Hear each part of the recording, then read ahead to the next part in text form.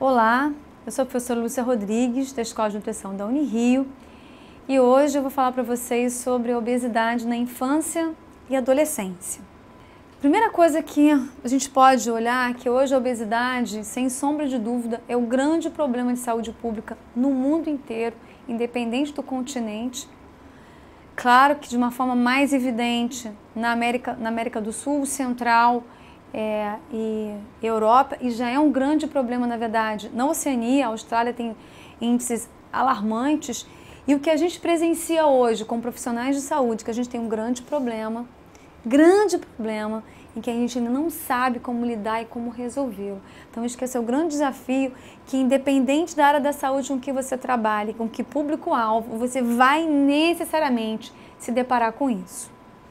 E falando nessa faixa de idade, que você vai estar trabalhando com uma população que você pode ter uma intervenção mais efetiva para evitar uma população adulta mais doente. Só para mostrar um pouco para vocês o último dado que a gente tem do Ministério da Saúde em relação desse crescimento da obesidade, né? Que o Brasil está passando por um processo grande de transição nutricional antropométrica, ou seja, as pessoas estão ficando mais pesadas, né? Em que a gente tem valores baixos de baixo peso, com o crescimento do excesso de peso e da obesidade, né? E a obesidade começa a aparecer, né? E aí ninguém olha, ele só olha quando ele está assim. A gente quer captar essa criança quando ela está aqui, não quando ela chegou aqui, né? E aí, só para visualmente vocês terem uma noção dos últimos estudos brasileiros, a gente mostrando um pouquinho desses déficits nutricionais na nossa população. O primeiro grande estudo que o Brasil fez foi na década de 70, que é a Pesquisa Nacional de Saúde e Nutrição. A gente teve em 89 e a gente tem essa última POF, que é a Pesquisa Orçamento Familiar, né? Então, o que acontece? A gente vai olhando aqui, sexo masculino e feminino, eu acho que está bem evidente para vocês, né? Olha o excesso de peso, que era de 10% na década de 70, e ele foi para 34,8% nesse nosso último estudo agora, que pegou 2008, 2009 e foi publicado em 2010. A gente vai esperar agora a nossa próxima POF para a gente poder ter outros dados para comparar. E a obesidade, ou seja, aqui a criança que está entre o +1 e o +2 em escola, lá naquele gráfico de massa corporal por idade. Em obesidade, ele foi de 2,9%, aqui é a prevalência, para 16,6% no sexo masculino. Aqui é a criança que está acima do +2 em escola, tá? Nas meninas, um pouquinho inferior do que os nos meninos, mas também foi de 8,6 para 32, então a gente quadruplicou, né? Esses valores, e de obesidade que foi de 1,8 para 11,8, né? Então a gente está com valores muito grandes, e o Brasil, assim, num futuro muito próximo, aí a gente está falando aqui da faixa de idade, o quê? Dos 5 aos 9 anos, os nossos escolares. A gente vai estar com estatísticas, a gente já está em alguns estados na região sudeste, com estatísticas iguais às estatísticas americanas, em termos de obesidade na infância e também entre os adultos. Então, assim, a gente, né, nós, profissionais de saúde, temos que ter compromisso com essa realidade.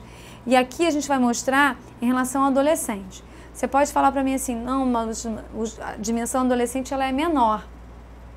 Olha só, essa criança, que é o adolescente, nesse estudo 2008-2009, ele vai virar o que depois? Um adolescente. Se hoje eu tenho, no sexo masculino, 21,7% de excesso de peso, com 5,9% de obesidade nos meninos, aqueles lá vão migrar para cá. Se a gente não intervir lá, eles vão engrossar essa estatística aqui. Então, é isso que a gente tem que olhar. Tanto no sexo masculino, quanto no sexo feminino. Sempre um pouquinho inferior, mas você vê que a dimensão até de evolução, né, no sexo feminino foi um pouquinho inferior, mas ainda bastante preocupante para a gente. E aí, só para mostrar para vocês, já que nós estamos localizados na região sudeste, só para a gente ter uma noção entre os escolares, como é que está o excesso de peso e obesidade. Os Estados Unidos tem valores de volta de 40%. A gente está com quanto? 39,7%, não tem diferença. isso do excesso de peso, com 20,6% de obesos na região sudeste, que é o nosso foco de trabalho enquanto profissionais de saúde, né? E aqui tem o valor total do Brasil, né, 84,8%, 16,6%. Vocês vão ver que a gente já tem valores consistentes nas regiões norte, nordeste e norte do Brasil. E a gente vê agora, isso aqui são dos escolares, vamos olhar aqui para os adolescentes. A gente tem 24,4% de excesso de peso e 7,3% de obesidade na região sudeste. Vocês vão ver que a região sudeste, ela sempre tem valores aqui, é a região sul, mas a gente está sempre com valores dos mais elevados, inclusive aqui na região sudeste, Minas Gerais tem valores bastante elevados em relação a essa prevalência. Então, isso nos atinge diretamente, que estamos na ponta nos serviços de saúde. E aí, você, enquanto profissional que está lá na ponta, atendendo, você precisa o quê? Fazer um bom diagnóstico, quer dizer, identificar onde essa criança e esse adolescente, se ele é ou se ele não é, né? Então, eu sempre digo o seguinte, para você ter um bom diagnóstico, você tem que fazer um diálogo estreito com a família e, mais uma vez, escutar mais e falar menos.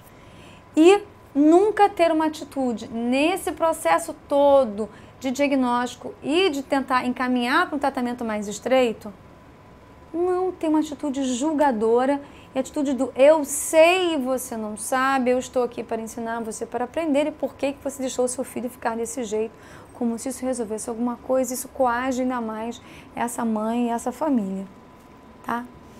Então, eu só vou ressaltar aqui alguns aspectos para que vocês possam levantar essas informações para diagnosticar essa criança e encaminhá-la para tratamento. 1. A obesidade, por definição, ela é o aumento da massa corporal total, o aumento da massa gorda em relação à massa corporal total, tá? É muito difícil uma criança com índice de massa corporal por idade acima do +2, que o que ela tem ali seja músculo, o que ela tem ali de excesso é gordura, tá? E vamos tentar não deixar a mãe nos envolver de que a obesidade ela é endócrina. Não, moça, mas é tireoide. Vamos falar tireoide, é tireoide. Sempre todo mundo quer a desculpa de que tem um problema hormonal. Eu digo para vocês, generosamente, 5% dos casos pode ter distúrbio hormonal, quando não 2%. 95% a 97% é de caráter ambiental. E é claro que aí você traz a carga genética junto também, tá? Então, a gente precisa conhecer muito bem essa criança. Então, a gente tem que saber com que peso ela nasceu, porque a gente sabe que o baixo peso ao nascer e os grandes, os gigas, que a gente diz que nascem mais de 4,5 kg, são mais predispostos a desenvolver obesidade. A gente tem que ver também a questão do ganho de peso também durante a gestação. Existe uma desconfiança de que essa mulher que ganha muito peso, ela pode estimular muito mais a adipogênese no último trimestre de vida intrauterina. A importância dessa avaliação da gente ver que sinais clínicos essa criança já apresenta em termos de dificuldade de vida. Ela já se cansa de subir escada, não consegue jogar futebol, é sempre goleiro no time, né?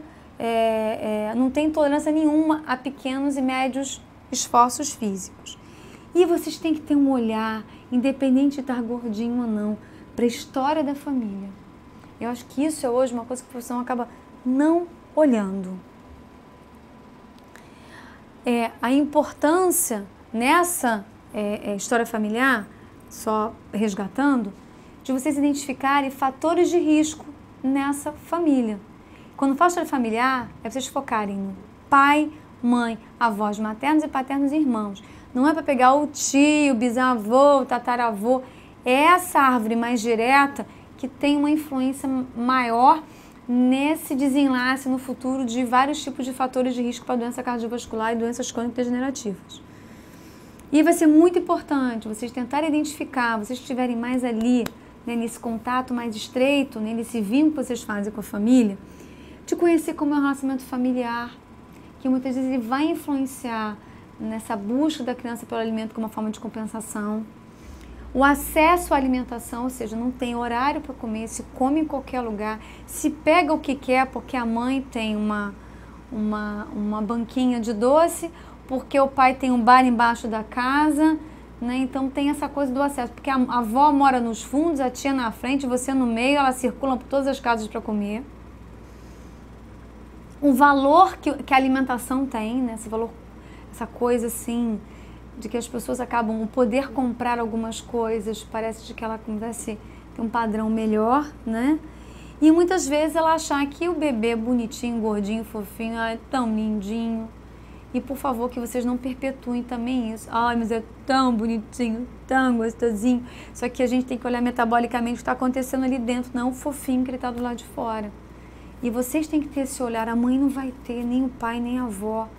Quem tem que pensar lá dentro são vocês. Eu vou dizer uma outra coisa, a obesidade é uma doença inflamatória. Ela é uma doença. Ela gera uma alteração metabólica muito importante, que a gente não vai conseguir esgotar tudo nesse encontro da gente, mas vocês têm que buscar todos esses conceitos que vocês têm para poder alertar a família. Não é uma questão estética, né? Ela é muito mais do que isso.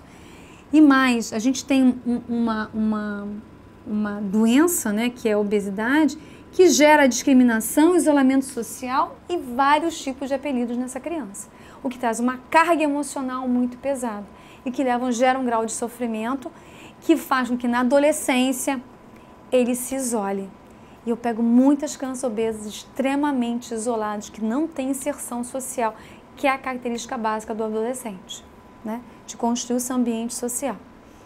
Então, a gente precisa conhecer como é que essa criança come e o que ela vem comendo na história dela. Mamou, não mamou, como foi introduzido, né, de que forma a alimentação complementar foi introduzida ou não, e os alimentos que foram sendo colocados para essa criança, né? E hoje, os horários, a qualidade, a quantidade, tem que ser olhado.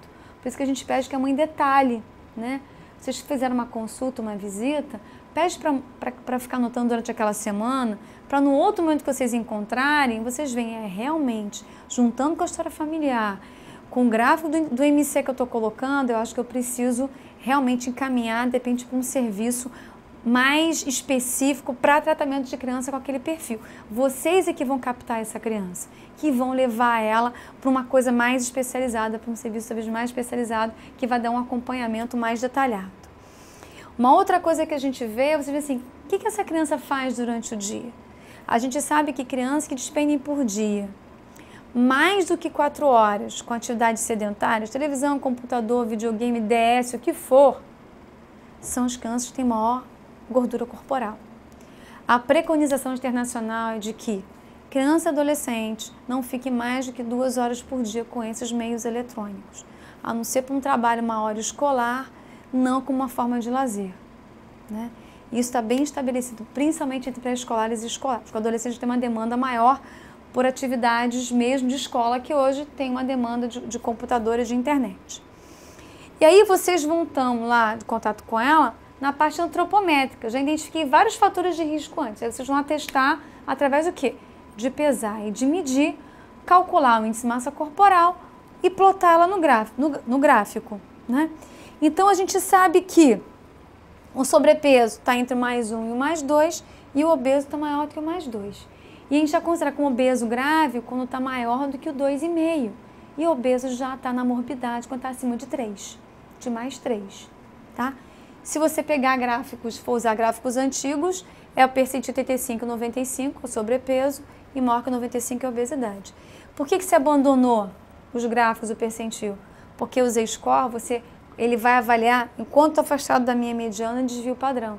Então, eu vou ter uma precisão maior desse desvio da criança na curva, o que o percentil não dá.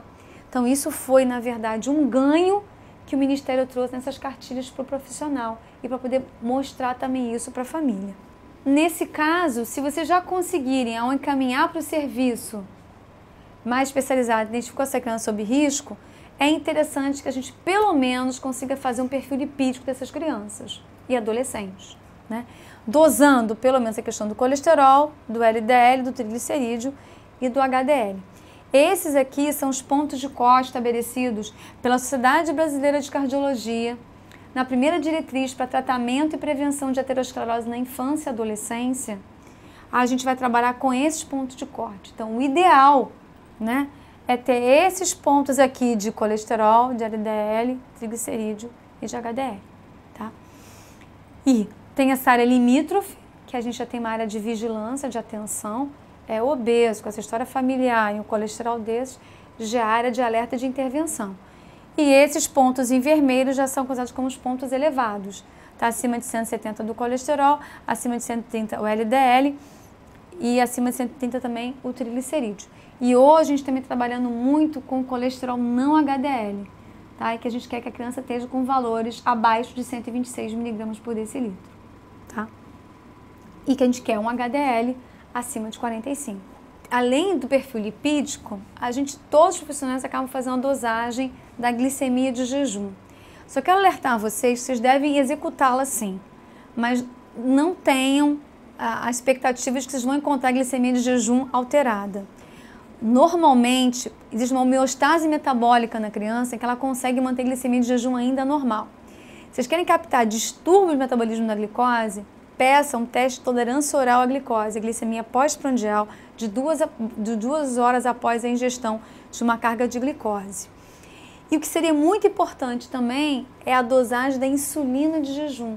Existe uma relação direta entre obesidade, excesso de gordura visceral e hiperinsulinemia, com resistência à ação da insulina.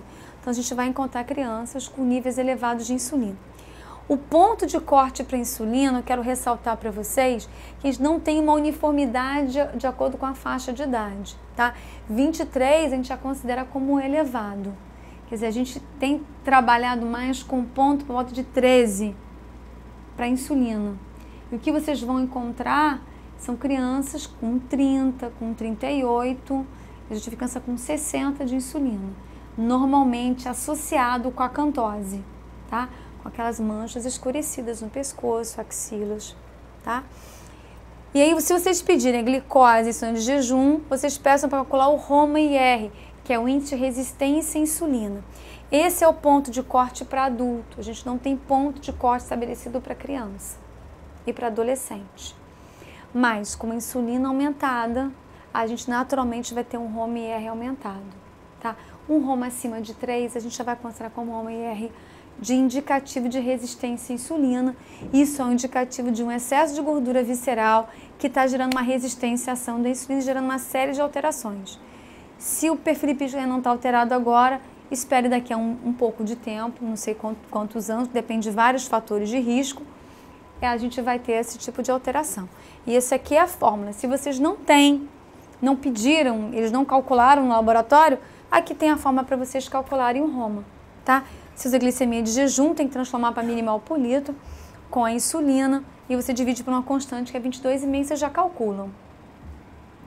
Se vocês tiverem como pedir, solicitar as apolipoproteínas, a ApoA1 que está vinculada à molécula do HDL e a ApoB que está vinculada à molécula do LDL. Então você quer um aumento que ele tenha um majoritário de ApoA1 menor de ApoB, porque a LDL é que tem o perfil heterogênico, né? E a HDL que faz o transporte reverso de colesterol. Bom, e aí uma outra coisa que vocês têm que verificar também, desde o pré-escolar, é a pressão arterial. É importante a pressão arterial. Pressão arterial de criança, a gente não avalia igual a pressão arterial de adulto. Você vai depender de uma curva de referência que a gente tem, normatizada internacionalmente, em que o que a gente vai fazer? Vocês vão ter, eu vou mostrar aqui para vocês, essa tabelinha aqui, ó, percentil de pressão arterial para o sexo masculino, segunda idade e estatura. O que vocês vão fazer? Vocês vão lá no gráfico, né? Só que aí a gente vai ter um limitante, porque essa tabela, ela vai pegar a estatura em percentil e não em Z-score, né?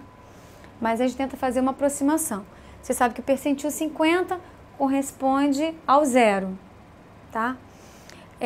Na verdade, o percentil menor que percentil 5 vai ser o menos 2. E maior que o percentil 95 vai corresponder ao mais 2, mais ou menos. Mas tem uma precisão maior, vocês vão ter que usar o gráfico de percentil, né? Não em Z-score para poder avaliar a estatura. Então, o instrumento que vocês vão ter que ter é separado da cartilha, que é o gráfico em percentil que tem disponível no Ministério da Saúde, vocês têm como pegar isso online sem problema nenhum. Tá? Então, o que você vai fazer? Vamos supor que você tem uma criança aí de 7 anos de idade, tá? Sexo masculino, e que você classificou ela na estatura, no percentil de estatura, ela está no percentil 50 de estatura, tá? 7 anos de idade. E ela está com uma pressão de 118/85. Aí o que vocês vão fazer? Percentil 50, 7 anos. Eu falei 120 de pressão sistólica. Não, 118, desculpa. Então, 118, ó, percentil 90 é 111, 95 é 115, 99, 122. Então, ela está entre percentil 95 e o 99 na sistólica. E eu falei 85, né? Então, vamos lá. 85, ela está acima do percentil 99. Aqui. No diagnóstico, vamos voltar aqui nessa terminação internacional, todo mundo esse ponto de corte. A criança é normal na pressão, se a sistólica e a diastólica estão menor que o percentil 90. Lá dessa tabela de referência que é internacional, que está nessa mesma diretriz que eu falei para vocês em relação ao perfil lipídico.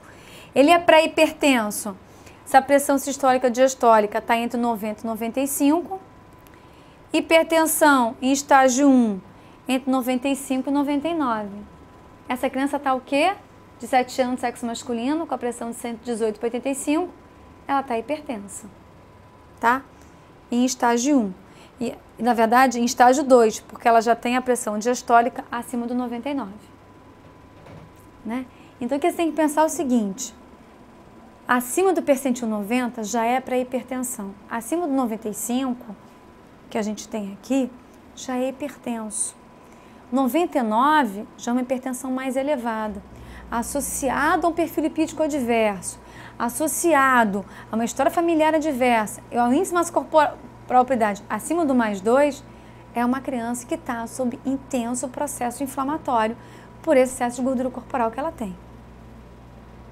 Tá? Então aqui você tem essa tabela que eu coloquei para vocês do sexo masculino e essa aqui que é o do sexo feminino, tá? E aí o que eu quero mostrar para vocês? Que às vezes pode chegar pra gente uma criança assim, com 10 anos, com aproximadamente 160 quilos. Então, você vê aqui pasta de ginecomastia, uma criança com acantose, né?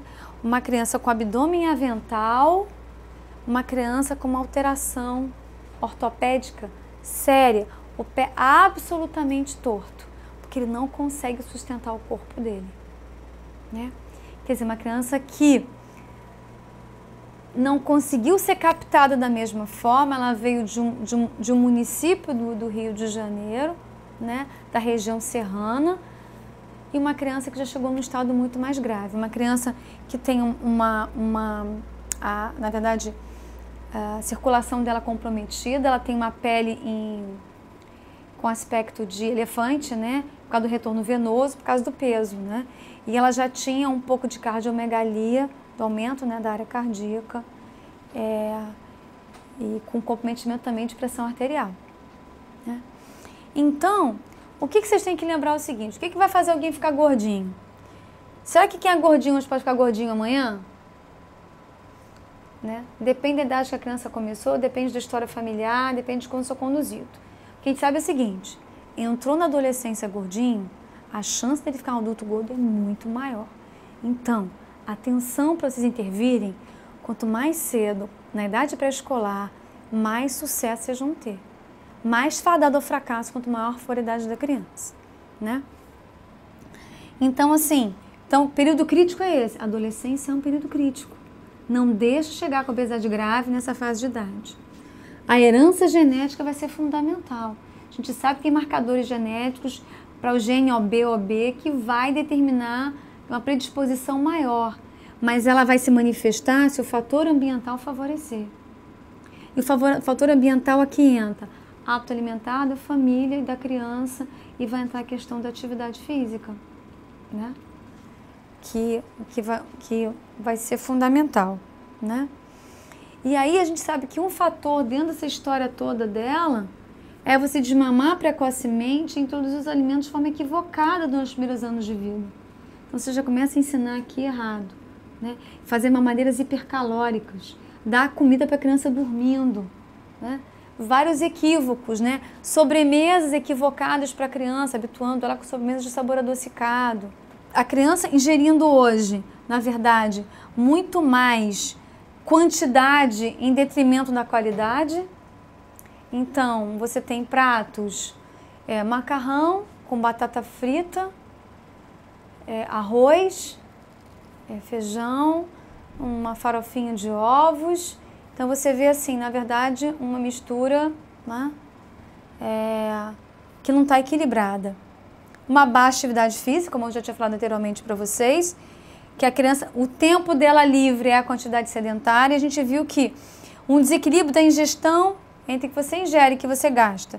De 2% em 10 anos, você ganha só 20 quilos de gordura. Para a gente ver como a intervenção precoce lá no pré-escolar, ela vai ser importante.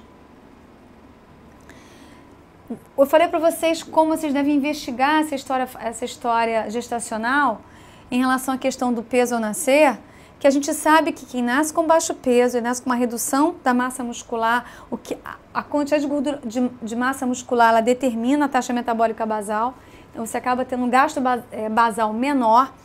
Isso predispõe que ele tenha um aumento maior de peso na vida pós-natal. E também, essa baixo peso, dessa forma como se distribui os compartimentos, né, no corpo dessa criança em relação à massa gorda e massa livre de gordura, parece que esse aumento de ganho de peso dá muito mais dessa gordura na região abdominal, que é essa gordura, né, que leva a efeitos metabólicos que favorecem a resistência à insulina com aquele aumento de nível de insulina que eu tinha falado para vocês anteriormente. Então, atentos à criança que nasce com baixo peso. E aí, o que acontece? Você vê uma criança obesa, que pode ser hipertensa, dislipidêmica, que no futuro é um candidato a ter diabetes mellitus tipo 2, mas não agora como pré-escolar e escolar, começa a aparecer na adolescência. Predisposto a desenvolver osteoartrite, vários problemas, a criança acorda, não consegue respirar pela quantidade de gordura, essa compressão que ela faz, problemas respiratórios e na vida futura, predisposto a acidente vascular encefálico, câncer, doenças da vesícula e além dos problemas grandes, emocionais e estéticos. Para uma sociedade que manda você comer porcaria, mas você tem que ser lindo, maravilhoso e magrinho. Né? Quer dizer, é uma esquizofrenia da sociedade. Né? Ela estimula você a um hábito adverso, mas ela cobra de você também. E aí, no adolescente, esse dilema cresce de uma forma muito intensa e aí a gente vai ter uns transtornos alimentares, né, que é a compulsividade, e a criança acaba até depois, em muitos momentos, a menina migrando para a bulimia, né? E aí, o que na verdade trouxe muito reforço para a gente trabalhar na área da saúde? Então, esse estudo trouxe como um subsídio importante em que o excesso de peso, né, ou seja, o índice de massa corporal sempre 185, ou seja, entre o mais 1 e o mais 2, você tem um risco maior, isso foi com um estudo longitudinal, de ter 2,4 vezes a alteração de colesterol de pressão diastólica, de ter 3 vezes a alteração de LDL em relação a uma criança de peso normal, tá? De 3,4 de redução do HDL, de 4,5 vezes de ter aumento da pressão sistólica, de 7 vezes de ter alteração de triglicerídeo e de 12,6 vezes de alteração de insulina. Então, existe uma relação direta. Porque em estudos, para quem trabalha com epidemiologia, uma razão de risco dessa é a coisa mais difícil do mundo a gente encontrar, para você ver como é que ela tem um peso tão forte. Você tem uma medida que você faz, né, de associação, que te mostra que existe uma associação direta entre você ter um IMC maior em crianças e você ter essas alterações metabólicas, né? E, no final das contas, que a gente viu que só o sobrepeso identifica pelo menos 50% das crianças com 2 ou mais fatores de risco cardiovascular, né? Então, ou seja, por isso determinou que, internacionalmente, o índice de massa corporal por idade fosse usado como um indicador para você captar essas crianças. Então, está acima do mais um, você já tem que ter uma atenção especial. Outros fatores associados, serviço especializado, focado para essa criança, para esse adolescente. Né? Então, assim, só para corroborar o que a gente já falado anteriormente, vocês devem olhar aonde essa gordura está mais localizada, se ela é bem central mesmo, né? Vocês podem até fazer, na verdade, até a medida, mas muito mais vocês olharem, tem essa questão desse olhar e lembrar que uma criança que tem tudo que eu falei, alteração do perfil lipídico, associada a uma história familiar positiva para a doença cardiovascular, ou seja, se ela tiver pai, mãe, avós maternos e paternos, com história de infarto agudo do miocárdio, doença coronariana cerebrovascular, morte súbita, angioplastia, cirurgias de ponte safena, antes de 55 anos de idade, hiperlipidemia familiar, é uma criança já sob intenso risco, associado a obesidade familiar, diabetes tipo 2 na família, mesmo que ela não seja gordinha, isso que eu falo para vocês, mesmo que ela não seja gordinha, tem uma história de risco, vocês têm que mapear essa criança diferente. Né? É uma coisa que às vezes a gente esquece um pouco de fazer.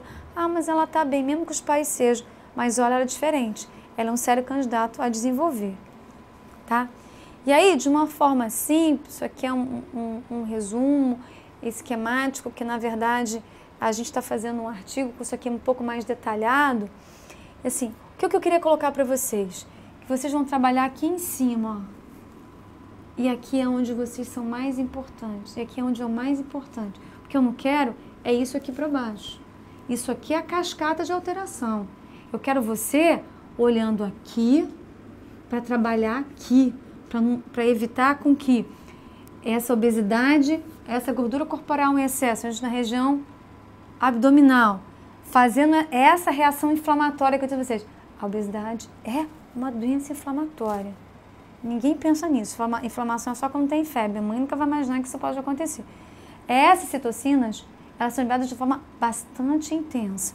Já uma série de alterações que eu falei para vocês, que cursa com essa hiperinsulinemia, com resistência à insulina, que gera alteração toda do perfil lipídico e que no futuro ela vai ter essa alteração de hipertensão, pode haver no futuro diabetes tipo 2, de epidemia e ainda alterações trombogênicas e inflamatórias. Por isso que se hoje diz, será que a gente pode dizer que criança e adolescente também tem síndrome metabólica? Que aí eu deixo para vocês aí o questionamento. Onde é que tem que trabalhar? Nas exposições aqui em cima, na história familiar, na história alimentar, na atividade física, ou seja, conhecer o que a criança faz durante o dia, né? A questão do fator genético, esse polimorfismo genético, que pelo fator ambiental ele vai se manifestar. As exposições durante a gestação, que a gente tem, tabagismo, tem trabalhos falando sobre a questão do tabagismo, da dieta hiperlipídica materna durante a gestação, também influenciando a adipogênese, e o baixo peso ao nascer.